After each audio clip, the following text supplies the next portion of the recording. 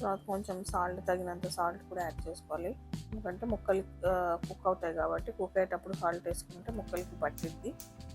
దాని తర్వాత cooker విజిల్స్కి cook చేసుకోవడానికి పెట్టుకోవాలి. జస్ట్ కొంచెం వాటర్ యాడ్ చేస్తున్నా, ఎందుకంటే కింద కుక్కర్లో వాటర్ లేదు మాడిపోకుండా. మామూలుగా అయితే సొరకాయ వాటర్తో సరిపోయిద్ది, సొరకాయ వాటర్ రిలీజ్ చేసిద్ది కదా, ఆ వాటర్తో కుక్ అయిపోయింది, వాటర్ ఏం యాడ్ చేయక్కర్లేదు. దీంట్లో నెక్స్ట్ మెయిన్ ఇంగ్రీడియంట్ వచ్చేసి బెల్లము. ఇదే మెయిన్ టేస్ట్ దీనికి. బెల్లం మనం ఆ సొరకాయకి ఒక 100 grams ఆఫ్ బెల్లం తీసుకుంటున్నాను నేను. ఇందులో మరీ ఎక్కువ స్వీట్ యాడ్ చేయకూడదు, తక్కువ స్వీట్ యాడ్ చేయకూడదు. స్వీట్ కరెక్ట్గా ఉంటేనే ఈ డిష్ బాగుంటుంది. బెల్లాన్ని నేను ఇలా కట్ చేసుకుంటున్నాను, తొందరగా మెల్ట్ అయ్యిద్ది.